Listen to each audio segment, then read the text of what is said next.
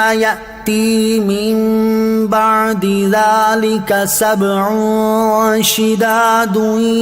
يأكلن ما قدمتم لهن إلا قليلا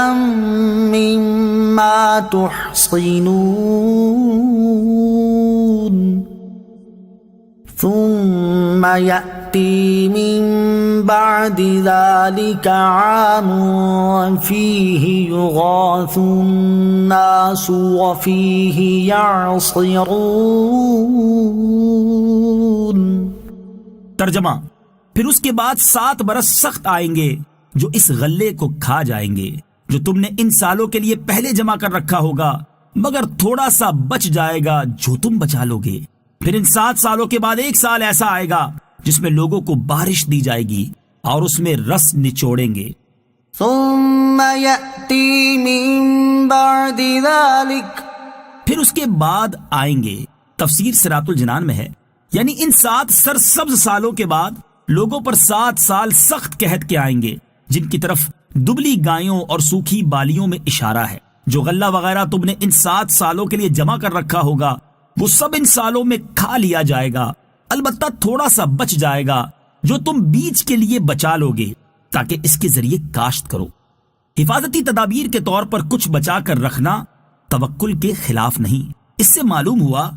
کہ حفاظتی تدابیر کے طور پر آئندہ کے لیے کچھ بچا کر رکھنا توکل کے خلاف نہیں، بلکہ حکومت کرنے والوں کی ذمہ داری ہے کہ اناج اور دیگر ضروریات کے حوالے سے ملکی ذخائر کا جائزہ لیتے رہیں اور اس کے مطابق حکمت عملی ترتیب دیں، بلکہ زر مبادلہ کے جو ذخائر جمع کر کے رکھے جاتے ہیں ان کی اصل بھی اس آیت سے نکالی جا سکتی ہے۔ اسی طرح کسی شخص کا ان لوگوں کے لیے کچھ بچا کر رکھنا جن کا نان نفقہ اس کے ذمے ہے، یہ بھی توکل کے خلاف نہیں، جیسا کہ امام محمد غزالی رحمت اللہ تعالی علیہ فرماتے ہیں، جہاں تک عیال دار کا تعلق ہے تو بال بچوں کے لیے 1 سال کا خرچ جمع کرنے سے توکل کی تعریف سے نہیں نکلتا۔ اعلیٰ حضرت امام احمد رضا خان علیہ رحمت الرحمان فرماتے ہیں، عیال کی کفایت یعنی کفالت شرع نے اس پر فرض کی، وہ ان کو توکل و تبتل و صبر علی الفاقہ پر مجبور نہیں کر سکتا۔ اپنی جان کو جتنا چاہے کسے، مگر ان کو خالی چھوڑنا اس پر حرام ہے۔ رسول اللہ صلی اللہ تعالی علیہ وسلم فرماتے ہیں،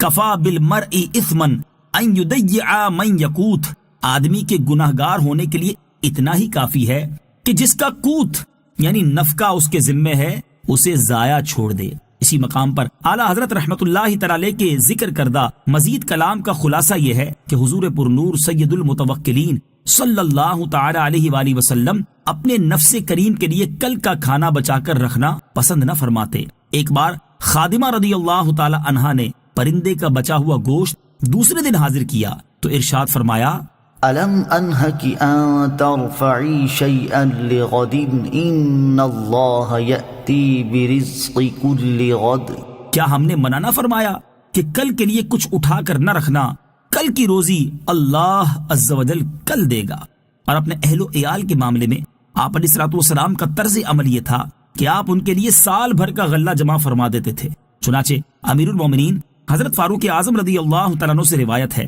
کہ بنو نزیر کے اموال ان اموال میں سے تھے جو اللہ تعالیٰ نے اپنے حبیب صلی اللہ تعالیٰ علیہ وسلم پر لوٹا دیے تھے۔ مسلمانوں نے انہیں حاصل کرنے کے لیے نہ گھوڑے دوڑائے تھے نہ اونٹ، یہ اموال خاص طور پر نبی کریم علیہ الصلوۃ والسلام کے تصرف میں تھے۔ آپ علیہ الصلوۃ والسلام ان اموال میں سے 1 سال کا خرچ نکال لیتے اور جو مال باقی بچتا اسے جہاد کی سواریوں اور ہتھیاروں کی تیاری پر خرچ کرتے تھے۔ امام محمد غزالی رحمت اللہ تعالی علیہ فرماتے ہیں، آپ علیہ الصلوۃ والسلام نے جو اپنے گھر والوں کے لیے 1 سال کا خرچ جمع کیا تو اس کا مطلب یہ نہیں کہ آپ کا دل یا آپ کے اہل خانہ کے دل کمزور تھے، بلکہ آپ علیہ الصلوۃ والسلام نے یہ کام امت کے کمزور لوگوں کے لیے سنت بنانے کی خاطر ایسا کیا۔ اور آپ علیہ الصلوۃ والسلام نے اس بات کی خبر دی کہ اللہ تعالیٰ اس بات کو پسند کرتا ہے کہ جس طرح عزیمت یعنی اصل حکم پر عمل کیا جاتا ہے، اسی طرح کمزور لوگوں کی دل جوئی کے لیے رخصت پر بھی عمل کیا جائے، تاکہ ان کی کمزوری ان کو مایوسی تک نہ لے جائے اور وہ انتہائی درجے تک پہنچنے سے عاجز ہونے کی وجہ سے آسان نیکی بھی چھوڑ دیں۔ ثم يأتي من بعد ذلك عام، پھر ان کے بعد 1 سال آئے گا۔ تفسیر صراط الجنان میں ہے،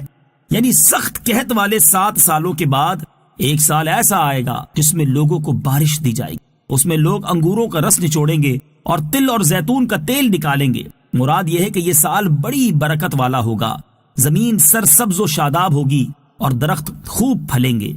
وقال الملك ائتوني به فلما جاءه الرسول قال ارجع إلى ربك فاسأله ما بال النسوة اللاتي قطعن أيديهن ان ربی بکیدہن علیم۔ ترجمہ، اور بادشاہ نے حکم دیا کہ انہیں میرے پاس لے آؤ۔ جب ان کے پاس قاصد آیا تو یوسف نے فرمایا اپنے بادشاہ کی طرف لوٹ جاؤ، پھر اس سے پوچھو کہ ان عورتوں کا کیا حال ہے جنہوں نے اپنے ہاتھ کاٹے تھے، بے شک میرا رب ان کے مکر کو جانتا ہے۔ وقال الملك،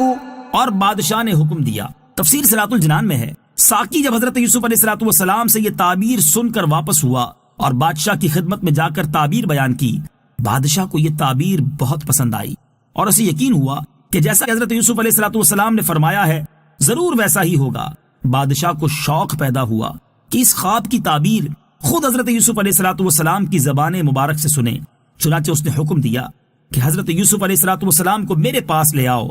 تاکہ میں ان کی زیارت کروں، کیونکہ انہوں نے خواب کی اتنی اچھی تعبیر بیان کی ہے۔ جب قاصد حضرت یوسف علیہ السلام کے پاس آیا اور اس نے حضرت یوسف علیہ السلام کی خدمت میں بادشاہ کا پیام عرض کیا تو آپ نے فرمایا اپنے بادشاہ کی طرف لوٹ جاؤ، پھر اس سے درخواست کرو کہ وہ تفتیش کرے کہ ان عورتوں کا کیا حال ہے جنہوں نے اپنے ہاتھ کاٹے تھے، بے شک میرا رب عز و جل ان کے مکر کو جانتا ہے۔ یہ آپ علیہ السلام نے اس لیے فرمایا تاکہ بادشاہ کے سامنے آپ کی براءت اور بے گناہی ظاہر ہو جائے اور اس کو یہ معلوم ہو کہ یہ لمبی قید بلا وجہ ہوئی، تاکہ آئندہ حاسدوں کو الزام لگانے کا موقع نہ ملے۔ اس سے معلوم ہوا کہ تہمت دور کرنے میں کوشش کرنا ضروری ہے۔